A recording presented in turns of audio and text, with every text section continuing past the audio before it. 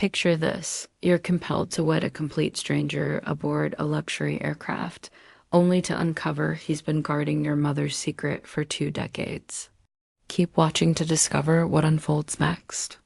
And if you enjoy tales of surprising romance and healing, please hit that like button and subscribe for more incredible stories. The atmosphere within the luxury jet felt stifling, almost oppressive. Sleek golden lighting ran along the ceiling in thin bands, creating a gentle radiance over the leather seating and polished wood paneling throughout the cabin. Yet despite this understated elegance, I felt frozen, as though perched on the brink of something enormous and unchangeable. The aircraft's steady rumble vibrated below me, constant and deep, like secrets being murmured that I wasn't ready to discover. I remained motionless, my fingers digging into my skirt's fabric, fighting to control my trembling. Directly across sat Ethan Block. He hadn't glanced my way even once since I'd climbed aboard his aircraft. Not when I stumbled ascending the stairs in my old shoes. Not when the flight attendant offered refreshments I was too anxious to accept. Not even when he passed me the paperwork now resting in my hands, a marriage agreement with the man who controlled half of Manhattan's real estate. The man who held my father's financial obligations. The man who had essentially acquired me with just a signature on a document. I attempted to calm my breathing. This isn't romance, I told myself. This is obligation. This is staying alive. Yet my hands continued shaking. Dad had collapsed 3 evenings prior in our small bakery's kitchen. Our final reminder of Mom. The physician claimed it was stress mixed with exhaustion, but I understood the real cause. It was those letters, those calls, that final warning from Black and Royce Holdings, Ethan Black's corporation. I was merely 23, a humble baker's daughter, from a small town with flour perpetually caught in my apron's creases. I'd never flown before, much less sat inside a private aircraft with interiors that carried the scent of cedar and premium bourbon.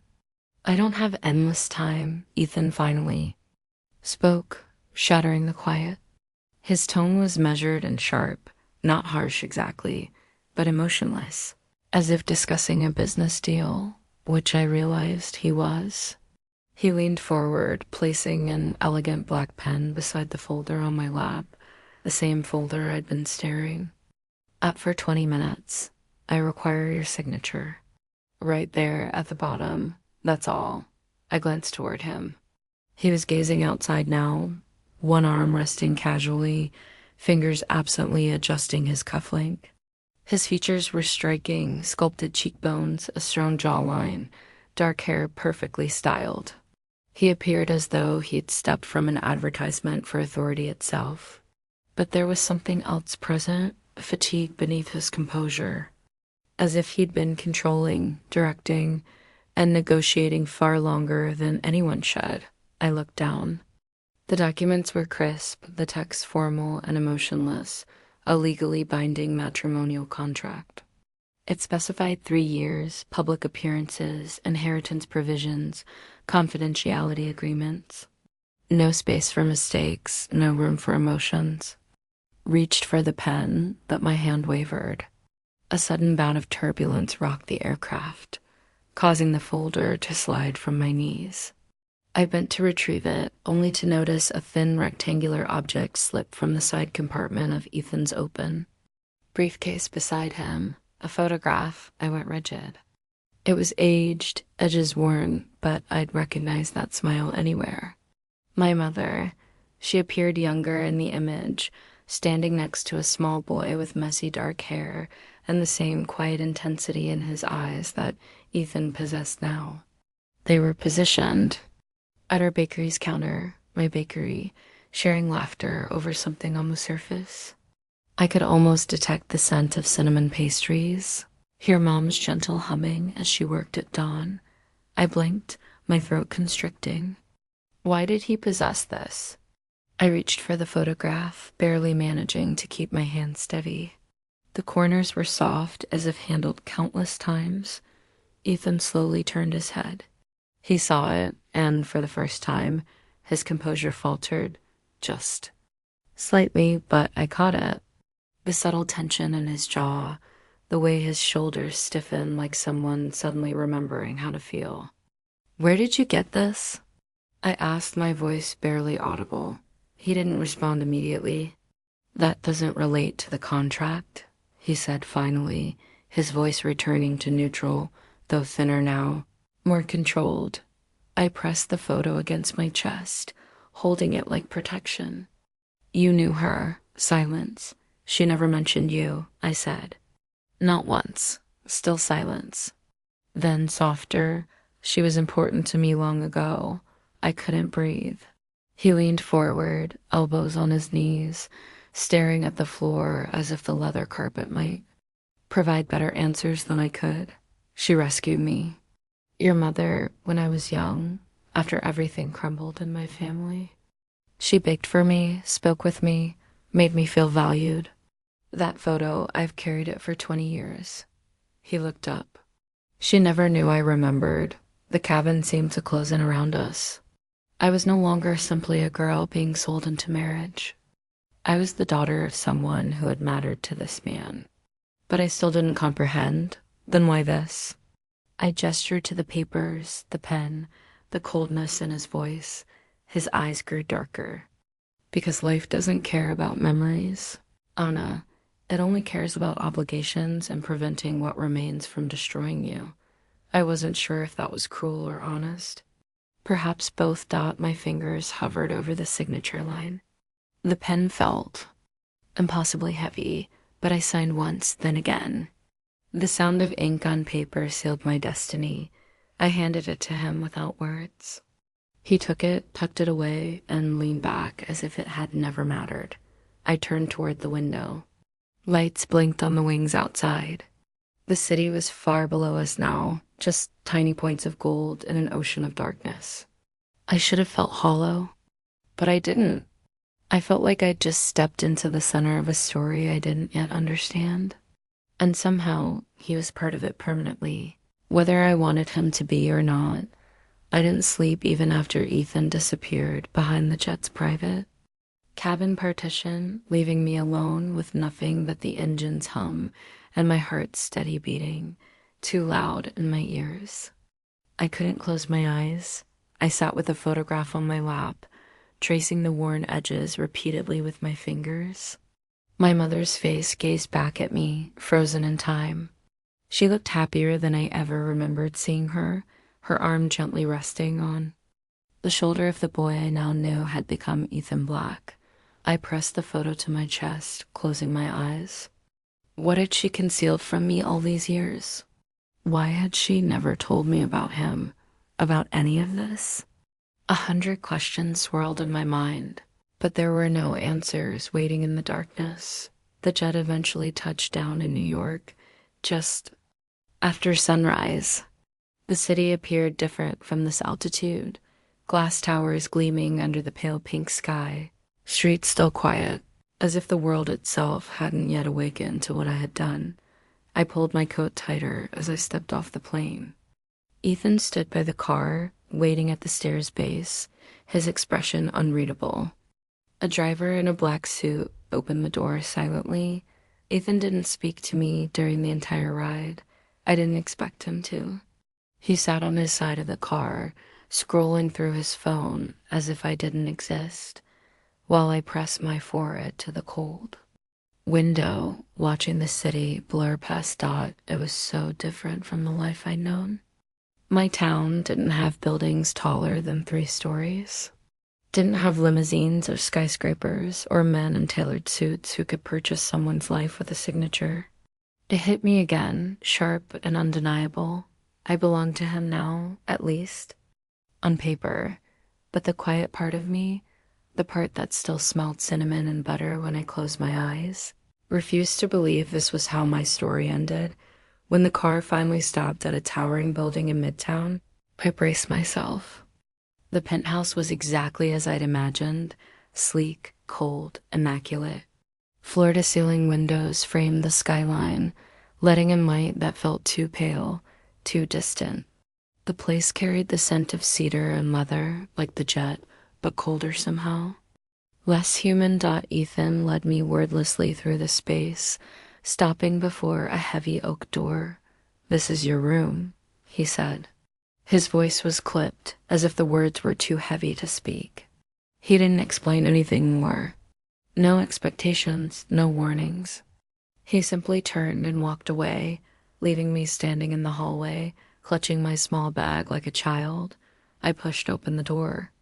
The room was beautiful, soft gray walls, white linens, a window seat overlooking the city. But it didn't feel like mine. Nothing here did. I dropped my bag on the bed and sank into the corner chair, curling my knees to my chest. My mother's photo was still in my pocket. I pulled it out, holding it between my palms like a prayer. I remembered the last night. She'd stayed up late with me at the bakery. We had sat on the old wooden counter after closing, flour dusting her cheeks. She'd braided my hair and hummed one of her favorite old songs, something about waiting for morning, about hope rising with the sun. "Never let anyone make you smaller than you are, Anna," she had whispered, kissing my temple. "And never give your heart to someone who sees you as less than everything." I had nodded then, too young to understand, too young to know that the world wasn't kind to girls who dreamed. I closed my eyes now, wishing more than anything I could hear her voice again. A soft knock interrupted the silence. I stiffened, my heart leaping into my throat.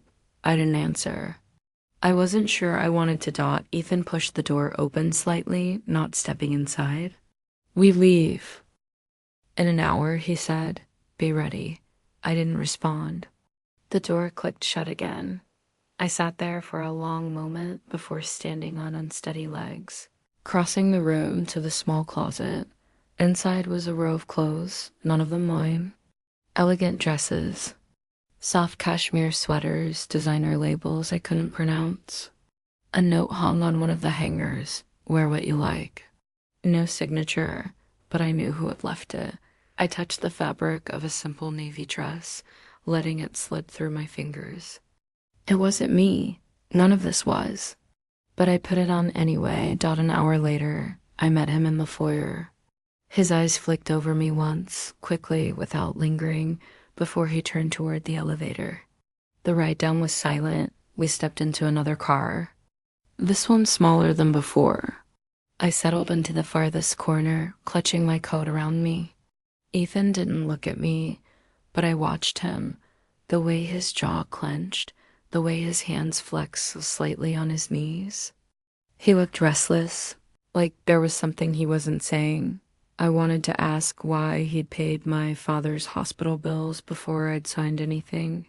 I wanted to ask why he carried a photograph of my mother for 2 decades. But the words wouldn't. Come. We pulled up to a high-rise glass tower, the letters, Black and Rice Holdings, gleaming above the doors.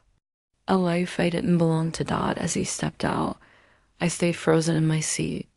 My voice caught before I could stop it. "Why are you doing this?" He paused but didn't turn around. "You signed the contract, Anna. You don't get to ask why." The door slammed, shut behind him, and I sat there feeling the weight of every silent word left unsaid pressing down on my chest like gravity. Didn't see him again for 3 days. I spent those days pacing the cold expanse of the penthouse, staring out over a city I didn't recognize. I cooked small meals in the oversized kitchen just to have something to do. But every bite tasted like nothing. Ethan left early every morning and returned late, never once coming to my door, never once checking if I was still breathing in this glass cage of his. And I didn't go looking for him, at least not at first. But the silence started to eat at me. I couldn't stop thinking about that photograph, about the way his voice had cracked when he'd spoken my mother's name, or about the hospital bills, the ones I knew I hadn't paid. He was keeping something from me, something bigger than this contract, bigger than the debt, bigger than both of us. I felt it every time I closed my eyes. So when I heard voices late that night, low and heated, Coming from the study down the hall, I followed them. The door was slightly ajar. I stood there, breath held tight in my throat. Ethan stood with his back to me, fists clenched at his sides, shoulders like stone. Across from him was an older woman I didn't recognize, silver hair twisted into a perfect knot, dressed in black. Silk like she'd walked out of a boardroom. "You should have told her," she snapped, her voice like ice shattering on marble. "You should have told her who you really are." "She doesn't need to know," Ethan bit back. "It changes nothing." The woman crossed her arms.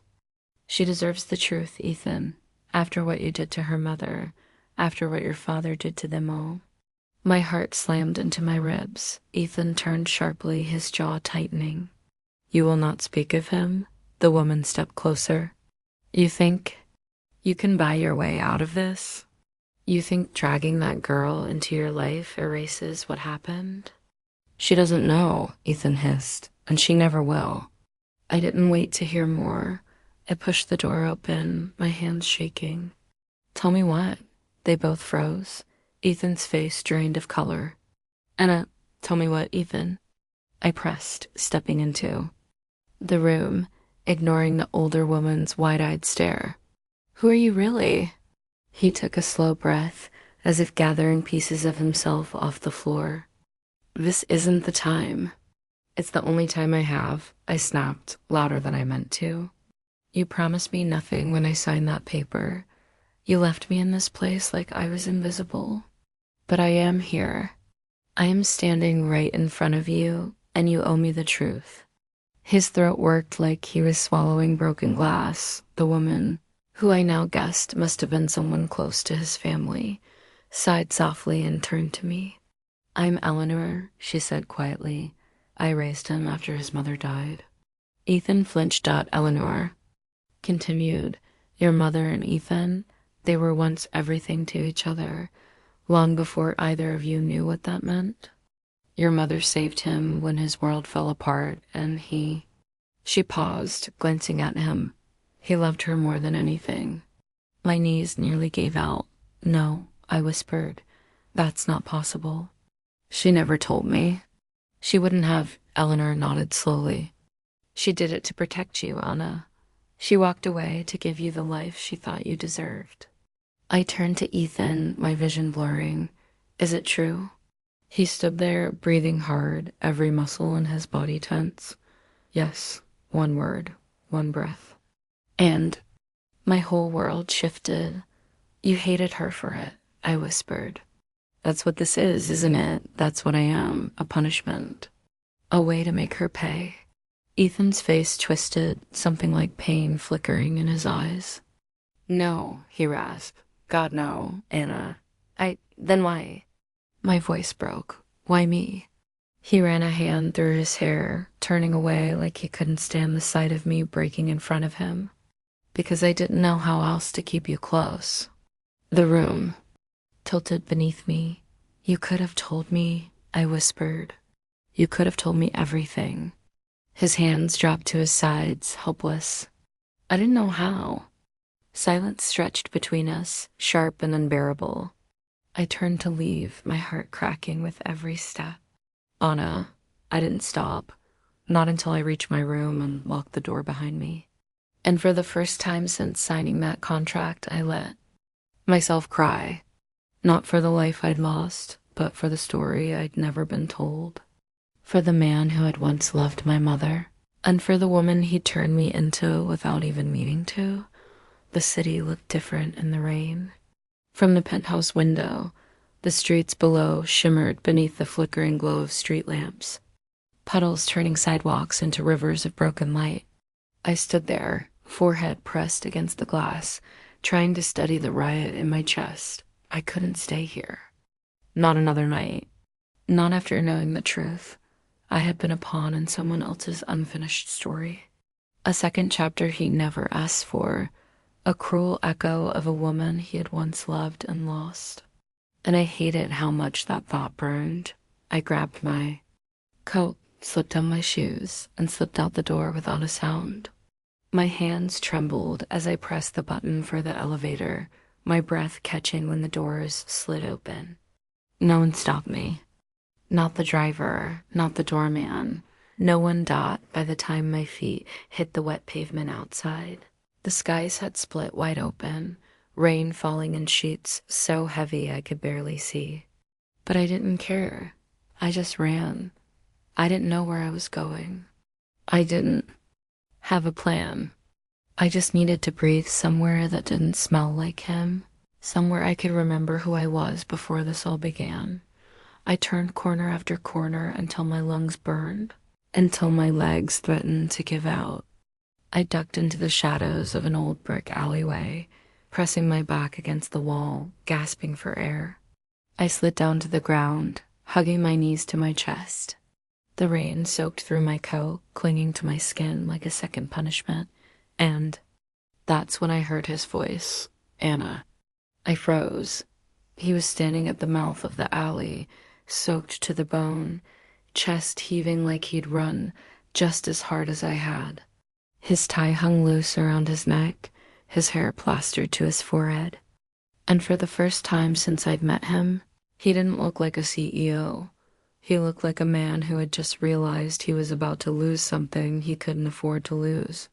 "Leave me alone," I choked out, curling tighter against the wall. But he didn't move, not right away. The rain fell harder, soaking us both, the silence between us louder than any thunder.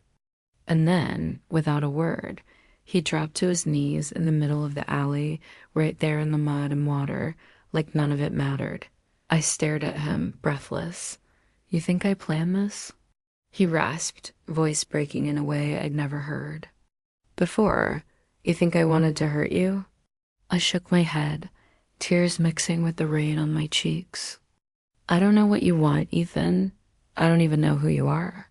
He let out a sharp breath, raking a hand through his soaked hair. "I'm lost," he whispered.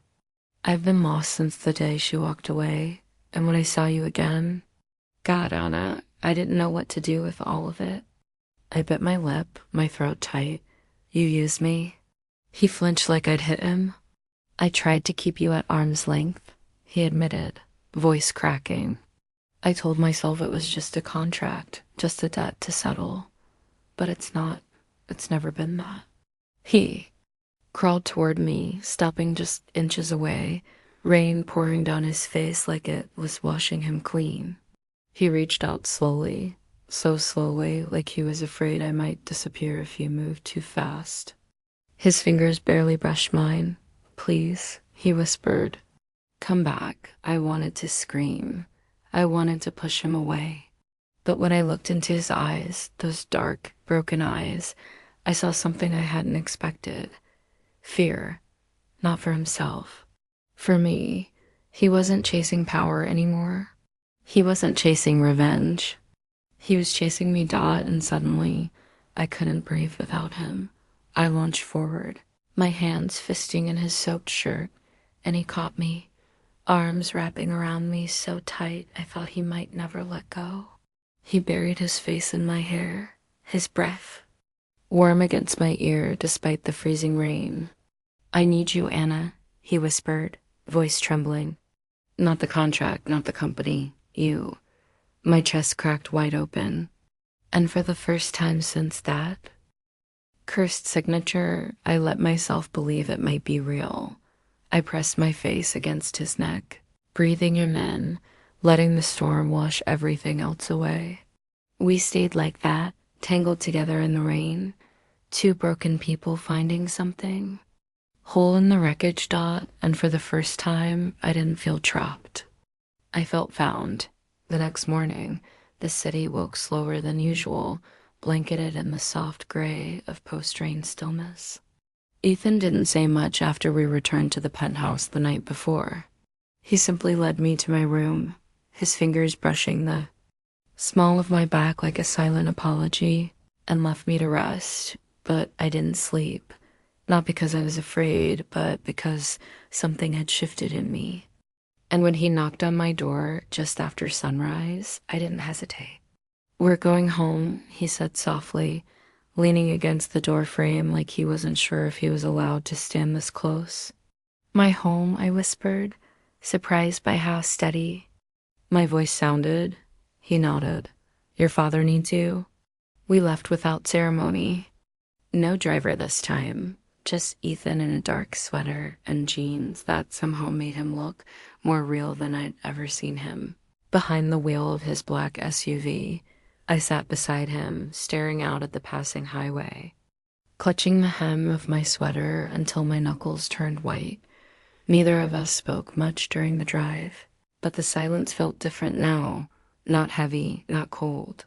Just waiting dot when we finally pulled up to the small brick house that had been my whole world for as long as I could remember. I felt my chest tighten. The bakery sign was still hanging above the door, the paint chipped and fading, but the windows were dark. The lights off. I swallowed hard, stepping out of the car. Ethan followed me up the steps, but when I reached for the door, I paused.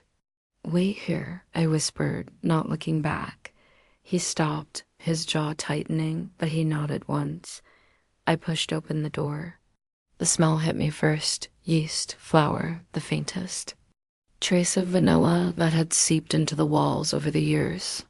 I stepped inside, my breath catching when I saw my father sitting in his old armchair by the window, a blanket draped over his knees, his breathing slow but steady.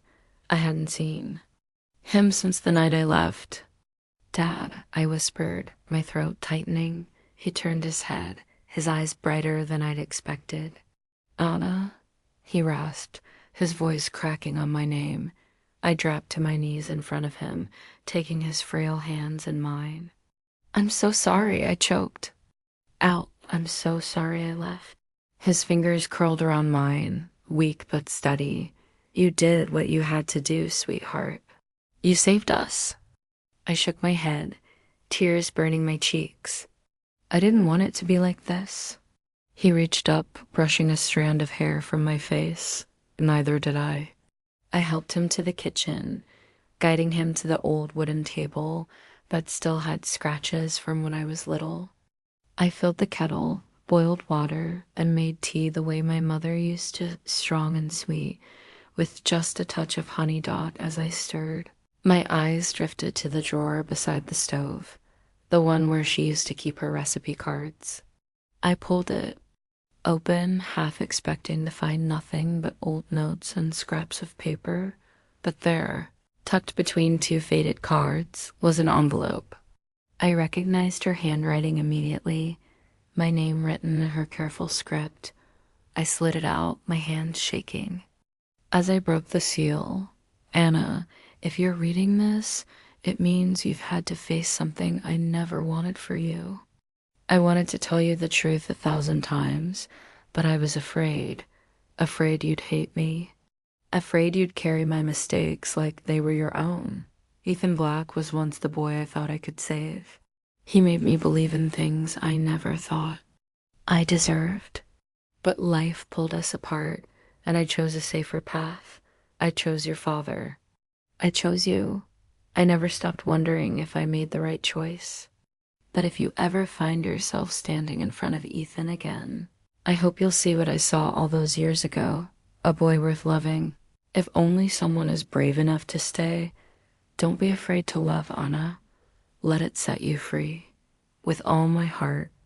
Mama, I pressed the letter to my chest, sobbing softly into the worn paper. I felt a presence behind me before I heard his voice. I wasn't supposed to come inside, Ethan whispered from the doorway. I know, I rasped, turning to face him with tears still on my cheeks, but I'm glad you did.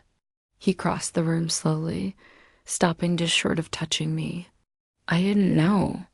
She'd left that for you. I nodded, swallowing the lump in my throat. She wanted me to find my own way, and I think she always knew it would lead me back to you.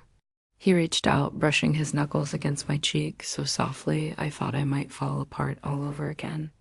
Come with me, I whispered, grabbing his hand, pulling him toward the table where my father sat. Watching us with quiet eyes, Ethan knelt beside him, something breaking in his face as he reached for the old man's hand. I'm sorry, Ethan whispered, for everything. My father nodded, tears slipping down his weathered cheeks. And just like that, the past didn't feel so heavy anymore. We sat there together, the three of us, as the kettle whistled softly in the background. And for the first time, I felt like I'd come home. We didn't return to New York right away. Ethan stayed with us in the little house by the bakery, not as a stranger this time, not as a man who owned my life on paper, but as something different. He helped me carry groceries, sat beside my father in the living room, listening to his stories like they were gold. He didn't speak much, but when he did, it was never about business. Never about contracts, only small things like how my mother used to hum when she baked, or how I had the same stubborn wrinkle in my brow when I was thinking too hard. I caught him looking at me more often now, not with that cold, unreadable mask he wore when we first met, but with something softer, something I almost didn't trust, almost. I told myself not to fall for it, not to mistake kindness for something more. But every night when I watched him sit at the kitchen table with my father, every morning when I found him waiting with a cup of tea just the way I liked it, I felt the walls I'd built start to crack. And it terrified me, so when the call came, his driver letting him know the contract's deadline was approaching, I felt the ground shift beneath me all over again. He told me we'd leave in the morning. But that night, as I stood by the window watching the moonlight stretch across the old wooden floors, he came to me, quiet, careful. I didn't turn when he entered the room. I didn't need to. I felt him stop just behind me, his breath warm against my shoulder. "You don't have to come back with me," he whispered. I froze. "You signed a contract," he continued, his voice low and rough. "But it doesn't matter anymore. You've done enough. You've saved your father. You can walk away if that's what you want." I turned slowly, searching his face. "You're letting me go?" I asked, my voice trembling. His jaw tightened, pain flickering in his eyes. "I never wanted to keep you this way," he rasped. "Not when I knew. I never deserved you to begin with." I swallowed hard, my chest aching in a way I hadn't expected. I should have felt relieved. I should have felt free. But all I felt was hollow, because I realized in that moment it wasn't the contract holding me here anymore. It wasn't the debt. It wasn't the guilt, it was him. I reached out, curling my fingers into the fabric of his shirt, pulling him closer until our foreheads touched. "And if I stay?" I whispered. He didn't move, didn't breathe. "I don't want you to stay because you have Tio," he said, voice cracking. "I want you to stay because you choose to." I felt my heart stutter, every breath like a promise waiting to be made. I thought of my mother, of the letter she left me, of the way she'd walked away from the boy who once made her believe in love. I thought of the way she'd told me not to be afraid, and for the first time, I wasn't. I cupped his face in my hands, feeling the way he leaned into my touch, like he'd been waiting a lifetime. "I choose you," I whispered, tears slipping down my cheeks. "Not because I have to, but because I want to." His breath hitched, his hands sliding around my waist like he couldn't believe I was real. "Anna," I silenced him with a kiss, soft, sure. Not because I was brave, but because I was done being afraid. He pulled me closer, wrapping me in his arms like he'd never let go again. And for the first time, it wasn't about a contract. It wasn't about debt. It wasn't about revenge, It was about us. About finding something worth fighting for and choosing it together. We returned to New York 2 days later, but something felt different this time. It wasn't the city that had changed. It was me. I didn't walk into the penthouse like I was stepping into a prison anymore. I walked in holding Ethan's hand, his thumb brushing slow, steady circles against my skin as if he couldn't bear to let go. He didn't say much during the ride back, but his hand never left mine, and that said more than words ever could. By late afternoon, the city was washed in amber light. The sun hung low, painting the skyline in hues of gold and fire. Ethan stood by the floor-to-ceiling windows of the penthouse, staring out over the city like it held every answer he'd never dared to ask Dot. I watched him from the kitchen doorway, my heart pounding softly in my chest. He looked lost, and I knew that looked too well because I had worn it myself. I crossed the room slowly, stopping just behind him. He didn't turn, but I saw his shoulders tense like he knew I was there but didn't trust himself to face me yet. I reached out, slipping my arms around his waist, resting my cheek against his back. His breath hitched, sharp and raw. "I'm still here," I whispered. "And I'm not going anywhere." He turned slowly, his hands coming up to cradle my face, his eyes darker than I'd ever seen them, but not cold. Never cold again. His jaw clenched like he was holding back something too heavy to carry alone. "I've spent my whole life building walls," he rasped, trying to prove I didn't need anyone, that I didn't need love. My breath caught. "But you," he whispered, his thumb brushing the corner of my mouth like a vow, "you walked through every wall I built. And I didn't even see it happening." My throat burned, my chest tightening with every word he wasn't afraid to say anymore. He took a shaky breath, then sank to his knees right there, the golden light pooling around us like a blessing we hadn't dared to ask for. I gasped softly, my hands trembling at my sides. "Ethan," he looked up at me, his voice breaking. "I don't deserve you, Anna. I never did. But I'm done running, done hiding. Done pretending this isn't the only thing I've ever wanted." Tears blurred my vision. "You've changed me," he whispered, his voice so raw I felt it in my bones. "You've made me believe in something I thought I lost a long time ago. And I can't live without you." I sank to my knees with him, cupping his face in my hands, my heart shattering open in the best way. "And I can't live without you either," I whispered back. He pulled me into his arms, holding me so tightly I could feel every beat of his heart slamming against mine.